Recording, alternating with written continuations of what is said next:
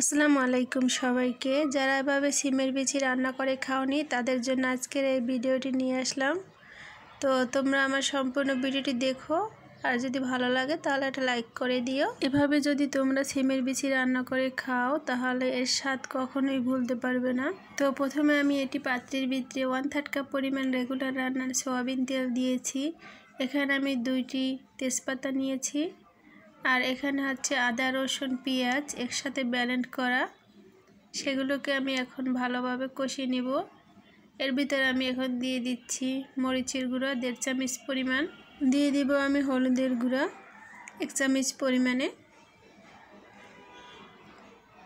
এরপরে দিয়ে দিচ্ছি স্বাদ মতো লবণ, দিয়ে দিচ্ছি আমি জিরের গুঁড়ো, দিয়ে এখন সব মশলাগুলোকে একসাথে 5 মিনিটের মতো করে কষিয়ে নিব। তোমরা আমার সম্পূর্ণ ভিডিওটি দেখতে থাকো, তা না হলে কিন্তু বুঝতে পারবে না যে আমি কিভাবে এই সিমের বিচিটা রান্না করলাম আর এটা খেতে কতটা ভালো হয়েছে। জাস্ট তোমরা না খেলে বুঝতেই পারবে না। তোমরা একবার হলো বাসায় তৈরি করে খেতে পারো। তো আমার মশলাটা কষানোর পরে এখন আমি দিয়ে দিচ্ছি টমেটো কুচি। তো টমেটোগুলোকে আমি আগেই কুচি করে রেখেছিলাম। তো এখানে 3টে টমেটো কুচি দিয়েছি। তো টমেটোটা কিছুক্ষণ কষিয়ে নিয়েছি। এরপরে আমি এখানে নিয়েছি শিং মাছ।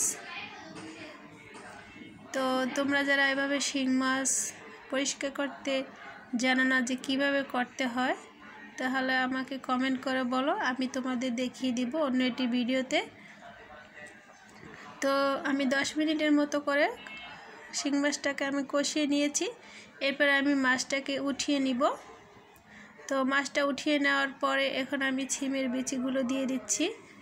তো এরপরে আমি সিমের বিচিগুলোকেও ভালোভাবে কষিয়ে নিব।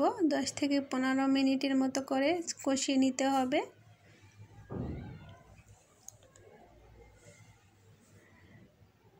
তো আমার কিন্তু সিমের বিচিগুলো কষানো প্রায় হয়ে গেছে। তো এর ভিতরে আমি এখন গরম পানি অ্যাড করে দিচ্ছি। তো গরম পানিটা দেওয়ার উদ্দেশ্য হলো তাড়াতাড়ি তরকারিটা হয়ে যাবে।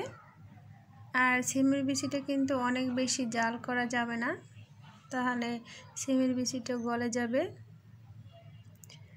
তোমাদের খেয়াল রাখতে হবে যাতে সিমের বিচিটা গলেও না যায় আর অনেক বেশি শক্ত না থাকে। তো এ পর্যায়ে আমি এখন শিং মাছ যেগুলো উঠিয়ে রেখেছিলাম সেগুলোকে দিয়ে দিচ্ছি। তোমরা যদি এভাবে শিং মাছ দিয়ে সিমের বিচি রান্না করো তাহলে তোমাদের এভাবে প্রতিদিন রান্না করে খেতে মন চাবে। এটা এতটাই খেতে টেস্টি হয়। তো এখন কিন্তু আমার সিমের তরকারিটা রান্না হয়ে গেছে, তোমরা দেখতেই পাচ্ছ।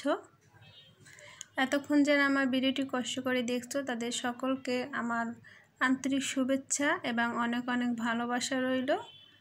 সবাই ভালো থাকবে, সুস্থ থাকবে, এই কামনাই করি সবার জন্য। আজকের মতো আমার ভিডিওটি এই পর্যন্তই ছিল। সবাইকে আসসালামু আলাইকুম, আল্লাহ হাফেজ।